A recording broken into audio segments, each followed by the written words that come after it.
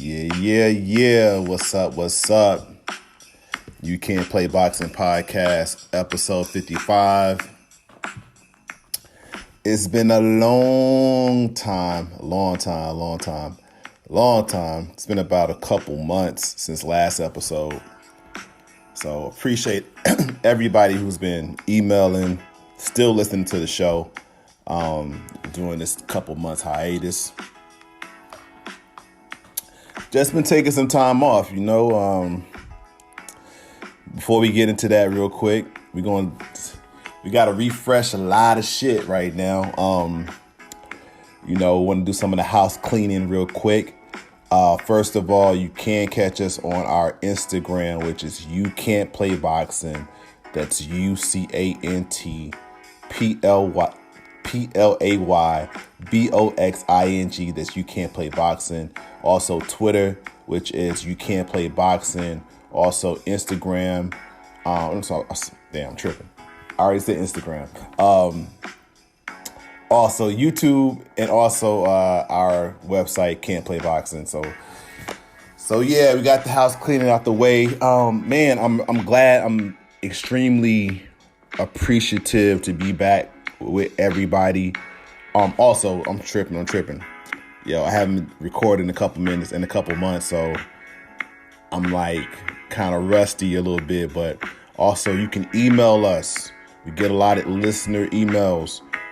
Email us at youcan'tplayboxing@gmail.com. Of course, we will do some of those listener emails on this episode today. You know what I'm saying? So, yeah, man, getting back in the groove. It's a big show, big show, because we had a big fight this past weekend, which is why we're back. I'm going to get into that.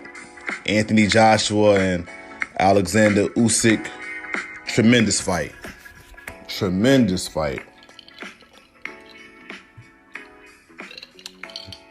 But before we get into that, just going to kind of go over what I've been up to the last couple of months.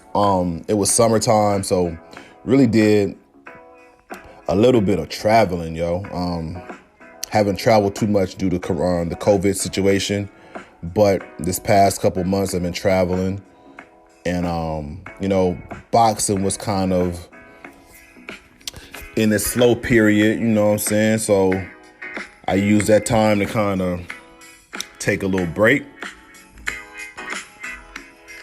But this fall we got a lot of fights, so we're gonna be back on a regular schedule. So again, I appreciate everybody. So again, this episode may be kind of like a fighter who hadn't been in the ring for like a couple of years, you know what I'm saying? So I might be a little rusty in the beginning, but I think I'll be getting to my groove in the middle of the episode. So appreciate y'all patience. So what we're gonna do, man? We're gonna talk about the Alexander Usyk and Anthony Joshua fight. And we're gonna talk about how I thought the fight was gonna be. We're gonna talk about ways that Anthony Joshua, can improve. We're going to talk about a lot of stuff, you know what I'm saying? We also, like I mentioned before, we got a lot of big fights coming up in the fall. So we're going to go over those fights and kind of just reset. I'm going to also give you my top 10 heavyweights. And we also going to do the listener mailbag. But you know what? Let's get this listener mailbag out the way, because I think it'll kind of be a good bridge to kind of get into this episode. So, listener mailbag. Let's pull it up. One of the emails I got, Stan Smith. Okay. Stan Smith. I am not going to say your entire email address. Out of Rhode Island. Okay. Stan Smith asks, "What's up? You Can't Play Boxing. Haven't been around in a while. However, I want to get your opinion on the most anticipated fight for the remainder of the year. What do you think it is, and who do you think will win?" All right, Stan. So I think the most anticipated fight for me is the fight we got in a couple weeks, which is going to be Deontay Wilder and Tyson Fury 3. And who I think going to win, man, I go back and forth. My gut is telling me that Deontay Wilder is going to be a lot better in this fight. My gut is telling me that. My gut is telling me he's going to improve and he's going to make it more difficult for Tyson Fury in this fight. I'm just not sure after seeing them fight basically 19, 20 rounds. The improvements that I think that he's going to have, is it enough to solve that Tyson Fury puzzle? I'm going back and forth. I'm going to be in Vegas for that fight. So yeah, I'll let you know when I get there. I'm going to put some money on the fight, you know what I'm saying? But my gut is telling me that Deontay Wilder is going to be vastly improved from his previous outing with Tyson Fury for sure. So that's all I can give you right now. Stay tuned for our next episode, the week of the fight, and I'll give you a little bit more as far as my official prediction. But yeah, I'm looking forward to that fight. So next email, who we going to shoot? All right, Octavia Wright. Okay, Octavia Wright from Dallas. What's up? You can't play boxing.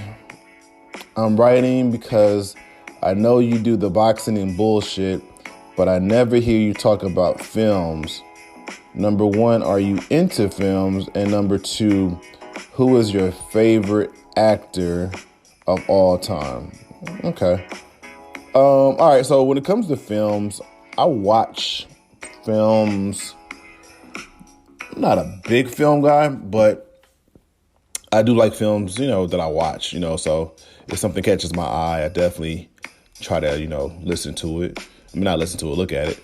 As far as favorite actor, I'm just gonna go my lifetime. I kind of do the whole my lifetime when I do boxing or music or anything like that. So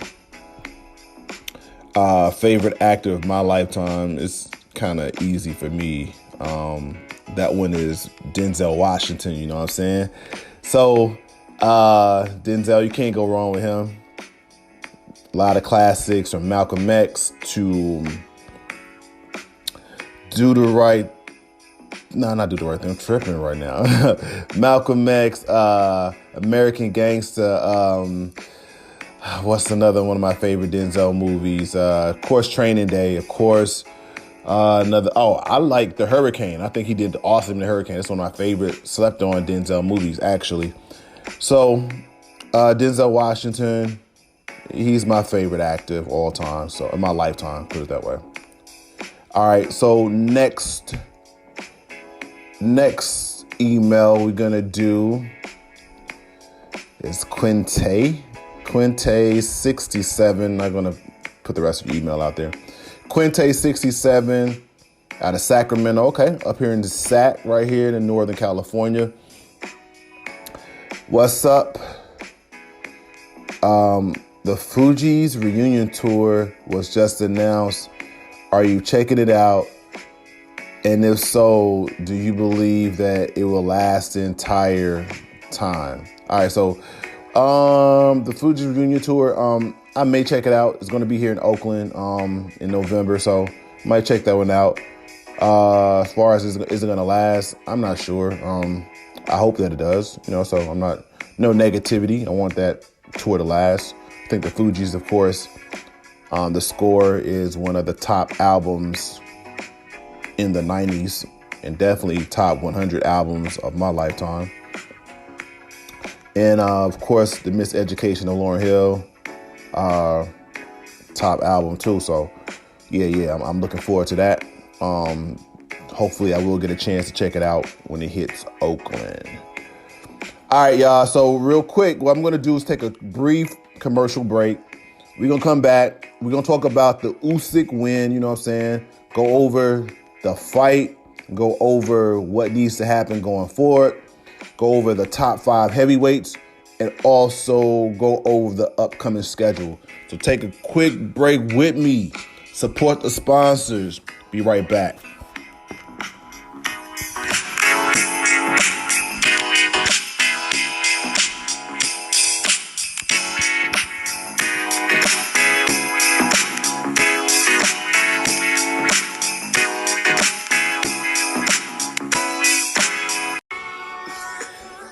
Shouts out to our sponsors. Luxury Apex is sponsoring this segment. LuxuryApex.com is where you can find the most premium colognes and fragrances for women and perfumes for women for great prices. Luxury Apex has premium colognes and perfumes from Chanel, from Tom Ford, also from Dior. And just for you listening to our podcast, You Can't Play Boxing, they got a special promo code for our listeners. If you type in the code Can't Play Boxing 25, you get 25% off from any item on the site. Luxury Apex includes free shipping, so give them a shout, man. LuxuryApex.com. Premium fragrances, top-notch designers. Let them know that You Can't Play Boxing sent you over there. Again, promo code is Can't Play Boxing 25. What's up? It's that time of the show where we kind of give a shout out to our sponsors. The sponsor today is Anchor. Anchor is everything you need to create your own podcast. You can use Anchor to distribute your show. They'll kind of get it out for you. And all you have to do is do it from your cell phone or your microphone, however you want to do it. But if you want to get your voice out there, if you want to talk to the people, there's no better place to do it than Anchor. So download the app, Anchor, or go to their website, anchor.com. It'll distribute your podcast on all platforms. So again, Anchor. Yo, what's happening? You Can't Play Boxing podcast back. Episode 55. Gonna step right into this second segment. As I mentioned, big developments happened this past weekend. We got a new WBA, new WBO, new IBF heavyweight champion. Goes by the name of Alexander Usyk. You know what I'm saying? He beat Anthony Joshua, unanimous decision. Wow. First things first, want to congratulate Alexander Usyk for winning this fight. My original prediction was Usyk is a good fighter, great fighter. I think Joshua was a good fighter, great fighter. I thought Joshua, due to his size, due to his power, would win the fight. Thought Usyk would give a good showing, but my game plan, if I was Joshua and what I expected him to do, I expected Joshua to use his natural advantages, which means he's a taller fighter, he's the bigger fighter, got the bigger reach. When he pumps that jab like he was doing in the second Ruiz fight and that Pulev fight, when he pumps the jab, he makes it difficult, especially for a smaller man. I thought that was going to be the game plan because that's the safest game plan. But lo to my behold, Joshua, he had a different game plan with him in his corner. I guess they had a different game plan. First round, he came out. First thing I noticed, and if you go back and watch the fight, first thing Joshua did, he gave up his height advantage by bending his knees deeper than he previously ever done. Like he had a deep bend in his knees. I get why he was trying to do it, because he didn't want to be flat-footed. However, my whole thing is that strategy that Joshua came up with in the first round, and I guess for the entire fight, to me, that wasn't a strategy to lead the fight off. That was a strategy to where, you know, if things are going different, if things not going well, you switch to that strategy. So basically, I would have used my height advantage. I would have used my jab. And if Usyk is good enough to get around that, which I think Usyk probably could have figured it out, then you switch to be more of a boxer type, to bend your knees a little bit more, to be less flat-footed, and to kind of be more fluid. But I think by doing that from the first round,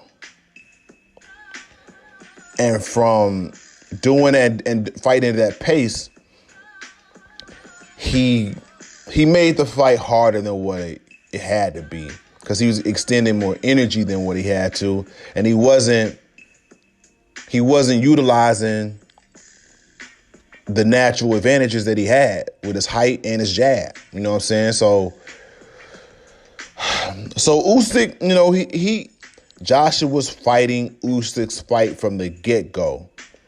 And in the first 4 rounds, I gave three of the first 4 rounds to Usyk.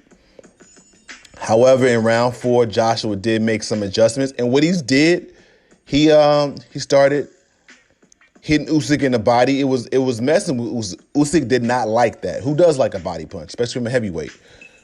A guy who's bigger than you. 4th round, Joshua made some subtle adjustments. He was coming forward more. Usyk was feeling the pressure. And from rounds 4 through 8, you know what I'm saying, I gave Joshua I gave him 4 out of those 5 rounds? Yeah, I gave him 4 out of. So at the round 8, I had the score being 76-76. It was an even fight. Great fight. The fight was, now let me stop and say this. The fight was great, period. You know what I'm saying? It was a tremendous fight. Like, this fight was an awesome fight. Great fight. So I had to fight even after 8 rounds. And last 4 rounds, in the 9th round going into the 10th, Usyk hit Joshua with a sweeping left hook, caught Joshua in the eye. And I noticed in the 10th round, Joshua's shit was puffing up. But Usyk, don't get me wrong, Joshua was tagging him. He had a cut over the middle of the bridge of his nose going into his eye. So Joshua was tagging him. I mean, these are heavyweights, so it doesn't take much, you know what I'm saying? These are guys who weigh 200 plus pounds, 240 pounds, 220 pounds. You're talking about real deal Holyfield power from all of these guys. So Usyk hit Joshua with that. Joshua started to have puffiness over his eye. Usyk was bleeding over the bridge of his nose. The shit was what you would expect out of a heavyweight title fight. These guys are giving it its all. And Joshua in the 9th round, every round from the 9th round to the 12th round, I had Usyk winning. However, Joshua was right there with him for like a minute and a half to 2 minutes of each round. It was very close.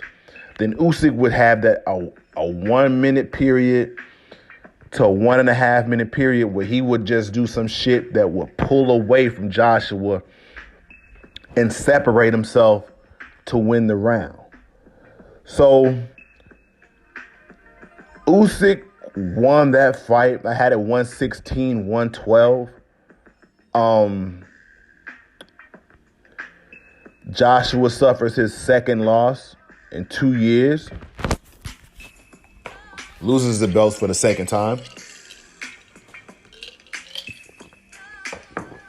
And similar to the first time, in his post-fight press conference, he did interview that he did his press conference and say that he will be exercising his rematch clause, which I'm not sure how he got that. Well, I know how he got it. They negotiated that, but I'm not sure why Usyk gave him a rematch clause when he was the mandatory, but whatever. So Joshua will be fighting Usyk again in 2022 is what we expect. So if you're Joshua, how do you improve?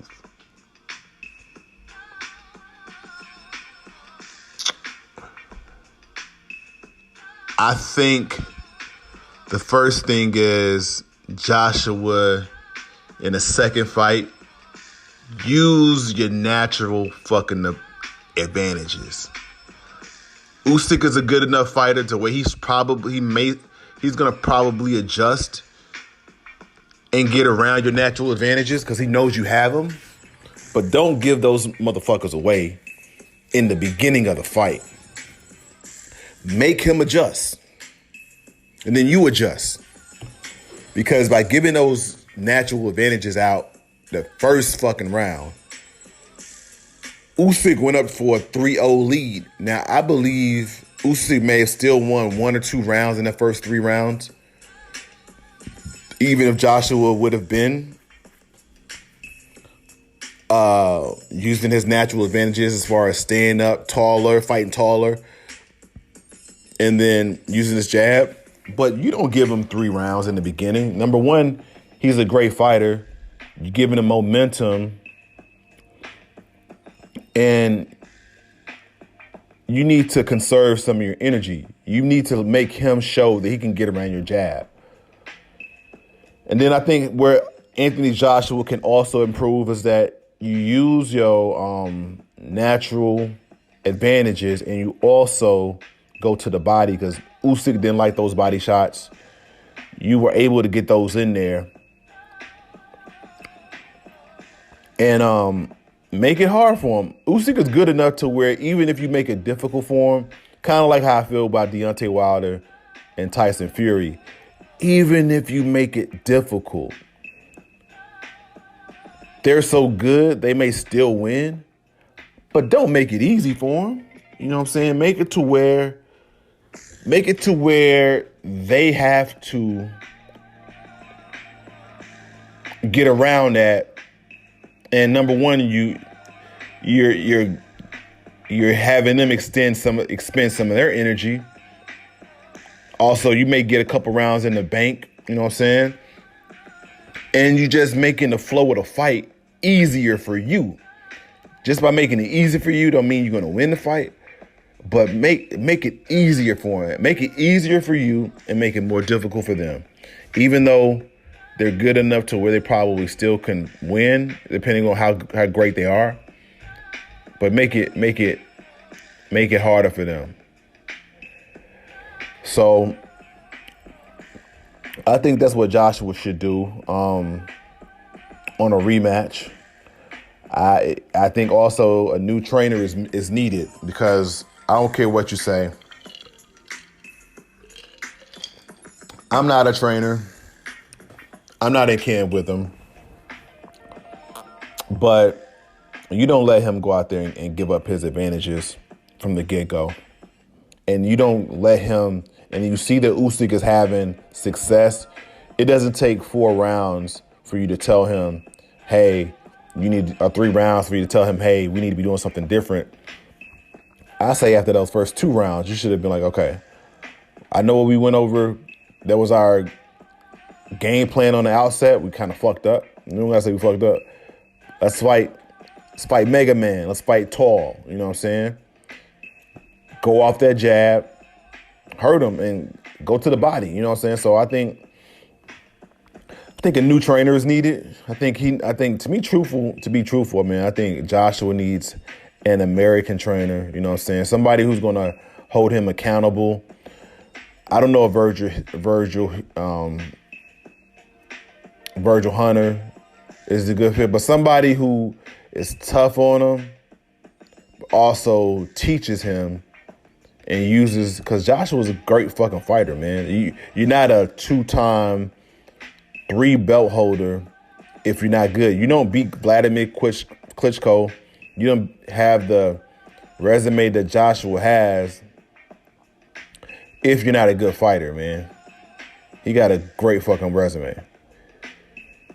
Well, a good resume. So just make it easy for yourself, bro. Like, make it easy. Because, I mean, coming down to it, if you fight Usyk in this rematch and you lose the rematch, got 3 losses, going back to the drawing board, it's a hard situation at that point. As you at a crossroads, like, okay, do you go on or do you retire? Most likely you go on, but it's a hard road ahead, you know what I mean? So I think one of the things with Joshua too is that when he gets hit, and don't get me wrong, I'm not in the ring like they're in the ring. But when he gets hit, he starts to think too much. You can literally see it watching the fight. You can see when he gets stung, his eyes get big and like, oh, he got me. Oh shit, what do I do now? And he's always kind of been that way, even with the Klitschko fight, even with Andy Ruiz. You can see when he gets buzzed, he doesn't bite down. He starts thinking, you know what I mean? He doesn't have that instinct of, I get buzzed, I bite down, I get through it. His first thing, he starts to think about what's happening. He doesn't need to do that. Just bite down and just go for it. And again, I know that's easier for me to say because I'm not in the ring. But if you look at boxing, bruh, everybody's going to get hit with those shots. It's for you to bite. It's the ones who get through the storm, they bite down. They're not thinking about how hard it's raining. You know what I mean? They're not thinking about how hard it's raining. You're thinking about, I need to put my head down, bite down, get through it, and get to a sunny day. So I think some of those things, bro, Joshua, he can definitely become a better fighter. I think he has the natural ability to he can still be a good fighter, a great heavyweight. But some of his mental, I don't want to say like, it's not weaknesses. It's not weaknesses like he's mentally weak. He just has some, I would say he has some, his mental setup isn't necessarily conducive automatically to weather those storms that you're gonna find in the heavyweight fight. He needs to alter that shit. He needs to totally get with a new trainer who reprograms him to use the strengths that he has and to teach him, okay, when shit gets tough in these heavyweight fights, which they all happen to everybody who's a heavyweight in this top tier, you're not gonna be a heavyweight and have 200-pound men swinging at you and you not feel it. You know what I'm saying? So he just needs somebody to really reprogram him. And to be truthful, if I'm him, I don't fight until next summertime. I take a month or 2 off. I get with a new trainer. I'm learning that new trainer's ways, just learning his whole fucking way, like his whole reprogramming, staying with him for like 6 months. Then we start to fight. We start to like train for the fight. maybe in spring or spring going into like May, June, and then we fight in June. You know what I mean? June, July. This is a very important fight for Joshua, bro. Take your time. You still the money man. Take your time. Get right, because this is pretty much your career on the line. This next fight, similar to how it was with Andy Ruiz. It took 6 months. I think you need maybe 9 months for Usyk because you need a whole new trainer. I don't think he's gonna beat Usyk. How good Usyk is with Usyk's natural ability, I don't think he beats Usyk with his same trainer. I like Ben, but I don't think Ben is. He's taken him, 2-time world champion, but he's taken him as far as he needs to take him. So yeah, great fight though. Great fight. You know what I'm saying? I definitely enjoyed it. What we're going to do real quick, too, we're going to go over some of the upcoming schedule because we're going to be more consistent, you know what I'm saying, a little bit over the next couple months since boxing is kind of picking back up. But before we get into the upcoming schedule, let me kind of give you my top 5 heavyweights currently. So number 5, I got Dillian White as number 5. Number 4, I got Anthony Joshua. Number 3, I got Alexander Usyk. Number 2, I got Deontay Wilder. And number 1, I got Tyson Fury. So, number 1 and number 2, in my rankings, they fight in a couple weeks. That's going to be the next biggest fight. And we're going to, of course, do a podcast for that fight. Fury versus Wilder 3 in Vegas on October the 9th. The following week, we also got Teofimo Lopez versus Kambosos. October, I don't know. It could be October the 4th because it's scheduled October 4th on a Monday night, but they're trying to move it to October the 16th. So that's a whole clusterfuck with Triller and that shit. October 23rd, we got Shakur Stevenson versus Jamel Herring in Atlanta. November the 6th, we got Canelo versus Caleb Plant. And, bro, did y'all check out that fucking press conference? Canelo hit him with that 1-2. Oh, man, I can tell y'all right now, like, I like Caleb. I just don't think Caleb has the strength to make Canelo respect him. And if Canelo doesn't respect your strength, he's going to walk right through your shit, and it's not going to end up good for you. So, but I like Caleb, though. It's just that I don't think you can pussyfoot with Canelo. And then November the 20th, fight that I'm looking forward to also, Terrence Crawford versus Sean Porter. So those are the big fights. Like I said, we're going to be a little bit more consistent. You can't play boxing again. Check us out on Instagram. We're going to wrap up this episode. Check us out on Instagram at You Can't Play Boxing. That's UCANTPLAYBOXING. Check us out on YouTube, Twitter, our website. So until next time, y'all, I thank y'all for rocking with us. Oh yeah. Make sure you email us. We are reading listener emails on the website. On this podcast episode. Email us at youcan'tplayboxing@gmail.com. So again, I appreciate everybody for listening. Support the sponsors. Until next time, y'all. Peace.